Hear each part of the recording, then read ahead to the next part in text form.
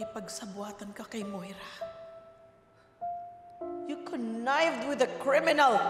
Ginawa ko lang yun kasi pinilit na lang ako. Nakipagtulungan ka pa rin kay Moira. Para ano? Para saktan ako? Para gantihan ako? Bakit hindi na lang ako ang sinaktan mo at ginantihan mo? You knew that other people's lives were at stake. Pero tinuloy mo pa rin. You are worse than Zoe.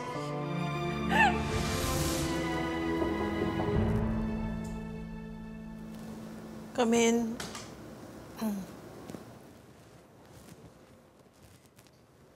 Annalyn. Tita, pwede ko po ba kayong makausap? Come here, come here. Yeah. Ano yun? Nakausap niyo na po ba si Justine? Nagpatawad niyo na po ba siya? Alam naman po ni Justine na mali po yung ginawa niya eh. I'm sorry, Annalyn. But I don't think I can forgive Justine for what she did. Hindi naman simpleng kasalanan yung ginawa niya eh. Muntik na kayong mamatay, hindi ba? Opo, tita, pero nagsisisihan naman po ni Justine yung ginawa niya. Even so, Annalyn, she has to pay for her mistakes. Ang dapat sa kanya makulong. Pero tita, She embezzled money from this hospital. She even put the life of Lynette at risk when she used my mobile phone to lure Lynette under Moira's orders, hindi ba? po? Hindi mo alam? Hindi niya sa'yo sinabi bago kanya inutusan na kausapin ako in her behalf? Hindi niya po nasabi sa akin yun.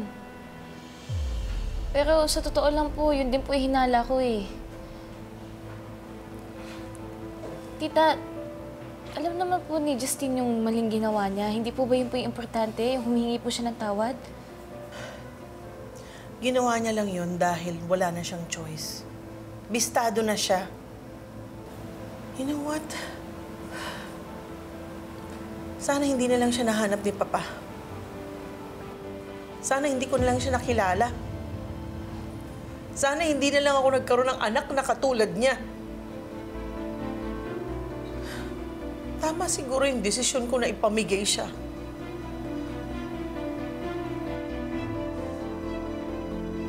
Tita, sa tingin ko po, nasasabi niyo lang yan kasi galit po kayo. Pero hindi po ka naniniwala na kaya niyo pong ipakulong yung sarili niyong anak.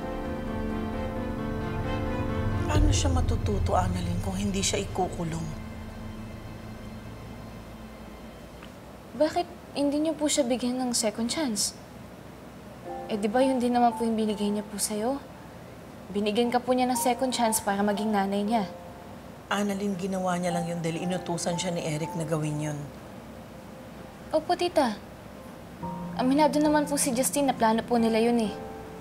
Na makuha po yung loob mo. Pero nung nasa isla po kami, inamin din po niya na nakuha niyo po yung loob niya. Na gusto niya po maging nanay niya po kayo. Alam pong galit po kayo kay Justine. Pero hindi po ba medyo unfair na nagagalit po kayo sa kanya? Eh, inuutusan lang naman po siya ng tatay niya. At saka, di ba, hiniling po ninyo na mabigyan po kayo ng chance na maging nanay po sa kanya? Di ba, parte po ng pagiging nanay yung papatawarin niyo po yung anak ninyo kahit ano pa pong ginawa niya?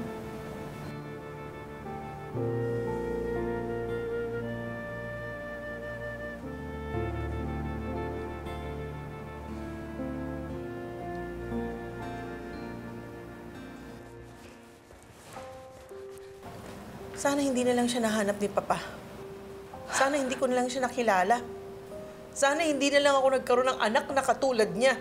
Tama siguro yung desisyon ko na ipamigay siya.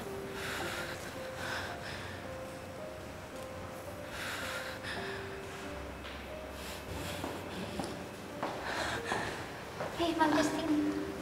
Miss, pwedeng mahiram ako. Okay po, sige po. Babalik ko na lang mamaya. Sige po. Salamat.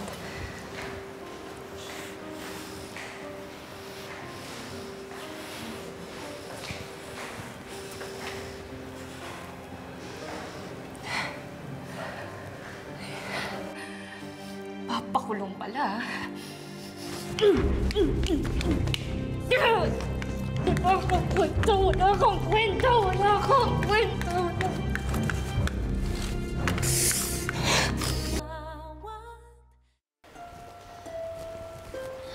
Alam mo, Tay, sa tingin ko po talaga na manipulate lang po si Justine ng daddy niya tsaka po ni Ma'am Moira.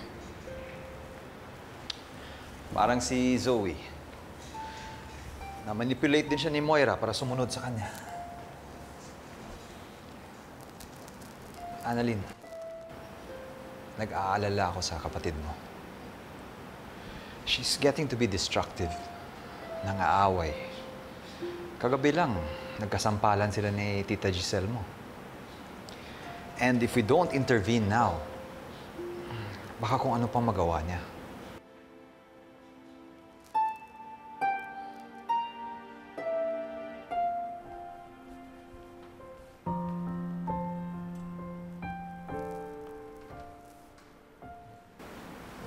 Zoe. Dad, Annalyn, pwede ko ba kayo makausap? Oo naman, anak. First off, I want to say thank you for letting me talk to you. I know I haven't been myself for the past few days.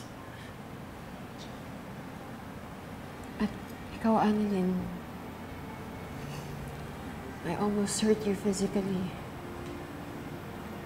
Kasi Tita Giselle, inaway ko din. And with that, I'm really, really sorry. Dad, I had an epiphany. Ngayon nawala na si Mommy.